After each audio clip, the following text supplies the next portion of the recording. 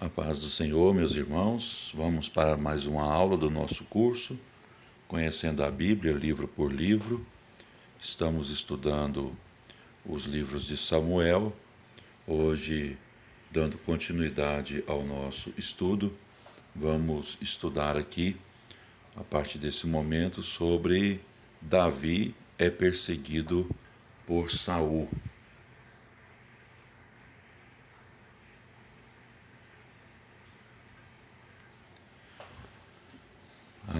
Primeiro Samuel, capítulo 18, a partir do versículo 6.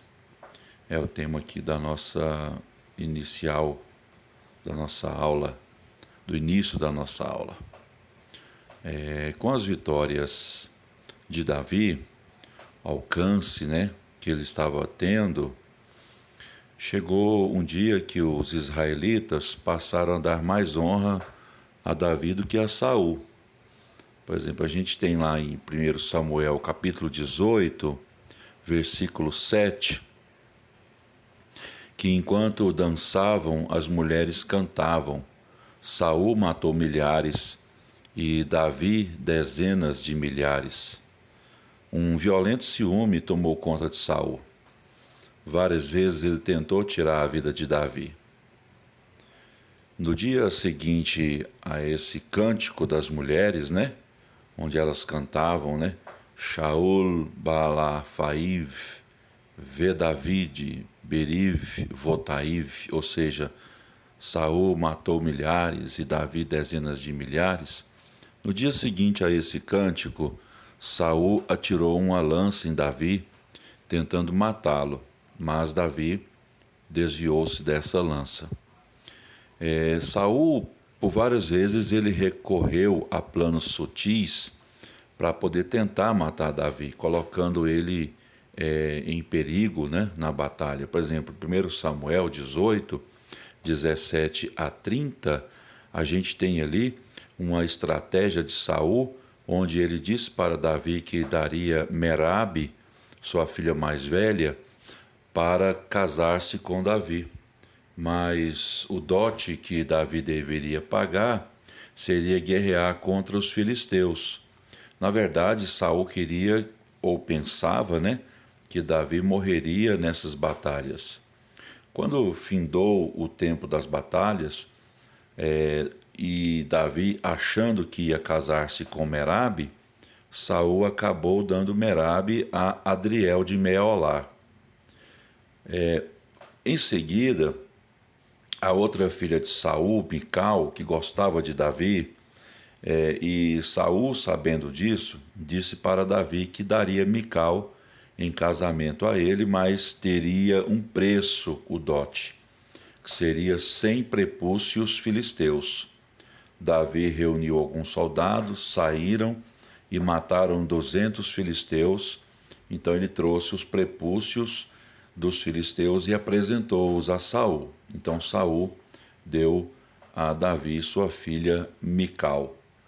A amizade com Jonatas contribuiu para que Davi ficasse sempre sabendo, dos planos do rei Saul. E desse modo ele podia escapar do perigo. Davi acabou tendo que fugir para Naiote, em Ramá, por causa das investidas de Saul contra a sua vida, onde lá estava Samuel. O Espírito se apoderou, dos mensageiros enviados para prender Davi, e em seguida se apoderou também de Saul. A versão da NVI fala que eles entraram em transe profético, tanto os mensageiros de Saul, enviado para prender Davi, quanto o próprio Saul entraram em transe profético e profetizaram. Aqui nesta página, a gente tem aqui a vida de Davi como fugitivo.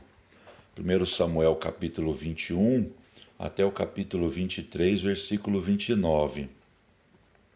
Davi ele viveu um longo período como fugitivo, provavelmente aí entre 5 e 8 anos foi esse período. Ele foi perseguido por Saul. Nessa época ele compôs muitos salmos, dentre eles o Salmo 34, 56, 52, 7, 54, 57 e o 142. A vida de fugitivo fez com que Davi aprendesse a depender totalmente de Deus e fez com que Davi também se tornasse forte e flexível e desenvolvesse qualidades de liderança, domínio próprio, suavidade, compreensão e paciência. Rodeado de companheiros desenfreados e temerários, Davi aprendeu a conhecer os homens e como liderá-los. Davi fugiu para Nob, local onde estava o tabernáculo. O sumo sacerdote Aimeleque, neto de Eli, viu Davi chegar de repente, sozinho e com pressa. Davi mentiu ao sumo sacerdote Aimeleque para conseguir comida e armas. Davi e seus homens acabaram tendo que comer, o pão oferecido a Deus, que era ali a comida que estava disponível naquele momento, que eram os pães que ficavam ali sobre a mesa dos pães da proposição, e que era comida exclusiva dos sacerdotes. Mas Davi, com fome, acabou comendo ali daqueles pães. Aqui nesta página a gente tem a continuação, desse período da vida de Davi como fugitivo. E aqui diz que Davi se refugiou em Gate. Gate era uma cidade filisteia. Ele foi preso e levado à presença de Ax, rei de Gate. Ali ele fingiu que era louco e acabou escapando da morte. Da terra dos filisteus, Davi passou para a caverna de Adulão, nas colinas situadas a oeste de Judá, perto da fronteira filisteia. Seus parentes, ao saberem que ele estava lá, refugiaram-se com ele para escapar de Saul. Ele se encontrou de 400 homens que vieram até ele e receberam Davi como o líder deles. Esses homens, que eram em número de 400, acabou aumentando esse número aí para 600, antes dele se retirar para a Filístia. Davi pediu asilo ao rei de Moabe, lembrando que Rute, a bisavó de Davi, era moabita, e por isso foi concedido para ele asilo ali em Moabe, por causa do seu parentesco com Rute. Em seguida, o profeta Gade orienta Davi a voltar para o território ao sul de Judá. Saul mandou matar todos os sacerdotes e suas famílias de Nob. Apenas o sacerdote Abiatar escapou e se juntou a Davi. Davi e o seu grupo livraram dos filisteus as propriedades de Keila. Davi se estabeleceu em Keila, e ao saber que Saul queria cercá-lo e que os homens de Keila o entregariam a Saul, Davi e seu grupo deixaram a cidade e voltaram aos cerrados de Judá. Então habitaram em Zife. Os zifitas ajudaram o rei, e Davi só não foi capturado por causa das notícias de incursões filisteias que desviaram os esforços de Saul. Nesse período, Jonatas visitou Davi e lhe fortaleceu a confiança em Deus. Em seguida, Davi refugiou-se nos altos de Engede. Aqui a gente tem nesta página o enunciado: Davi perdoa a vida de Saul. A nobreza de Davi contrasta com o ódio implacável de Saul quando vemos perdoar a vida do rei em duas ocasiões. Davi sentia profunda lealdade para com Saul, apesar de tudo o que Saul fazia contra ele. Acima dessa lealdade, porém, existia a lealdade a Deus. Não estenderia sua mão contra o ungido do Senhor. Saul reinava ainda como rei por nomeação divina. Mesmo que fosse rei ungido, Davi não ultrapassaria a vontade de Deus. Ele não colocaria a si mesmo no trono. Ele esperava em Deus para elevá-lo à condição de rei. Ao saber que Davi havia perdoado sua vida, Saul se arrependeu do mal que havia pensado contra Davi e reconheceu que ele seria seu sucessor. Mas Davi logo percebeu que era superficial e passageira aquela mudança de atitude de Saul. Então Davi permaneceu no deserto.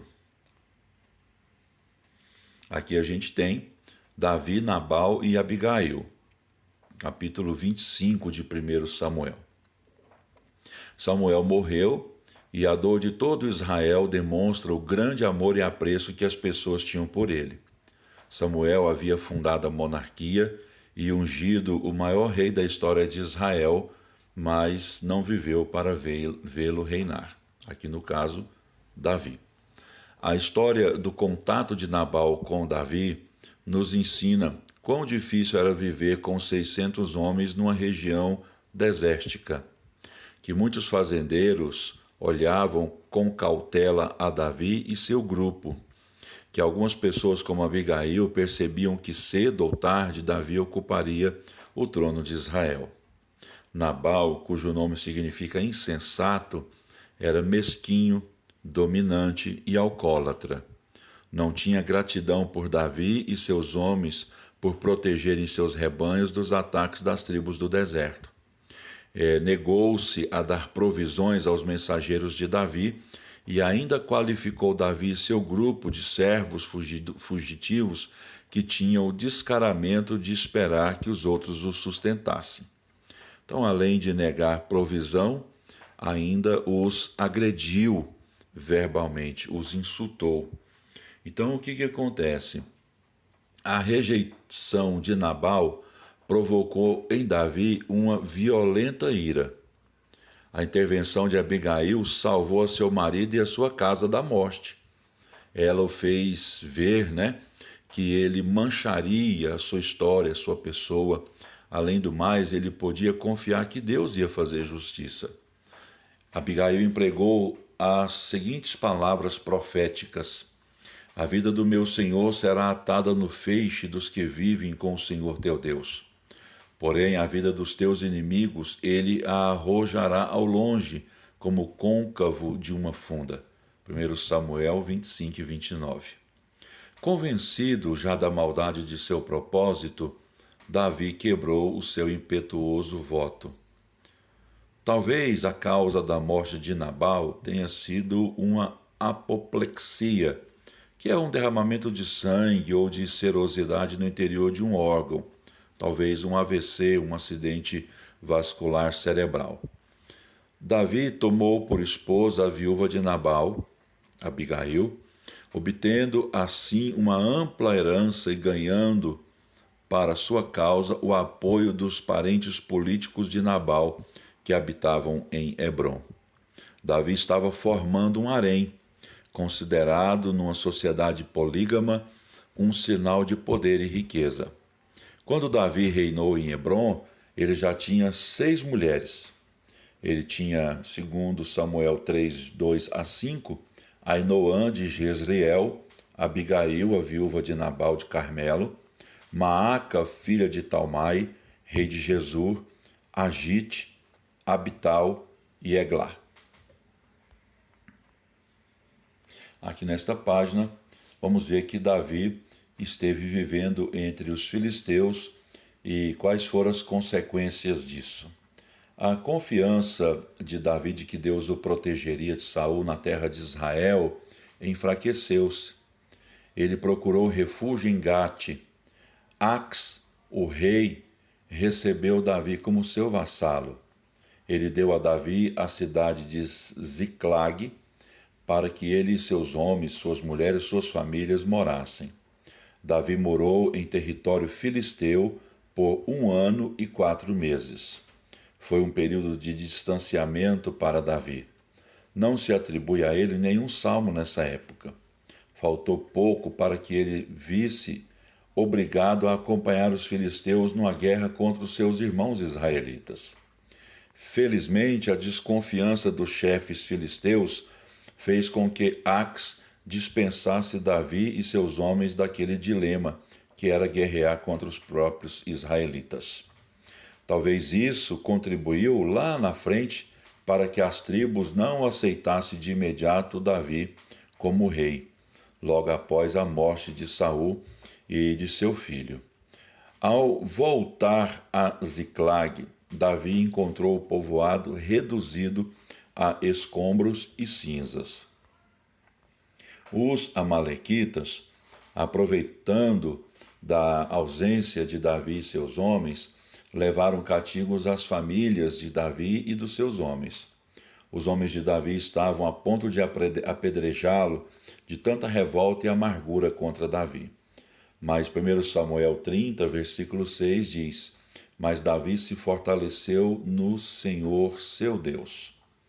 Com as indicações divinas e a ajuda de um jovem egípcio e uma marcha forçada, Davi conseguiu alcançar os amalequitas e recuperou tudo o que havia perdido, além de um grande despojo que os amalequitas tinham tomado dos filisteus.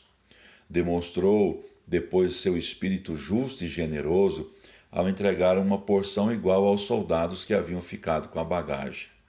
Também atuou com sagacidade política quando repartiu parte dos despojos com os idosos de Judá. Assim, Davi estava preparando o caminho para que futuramente ele fosse nomeado rei. Termina aqui então a nossa aula. Próxima aula continuaremos falando sobre os livros de Samuel. Deus abençoe a cada um dos irmãos.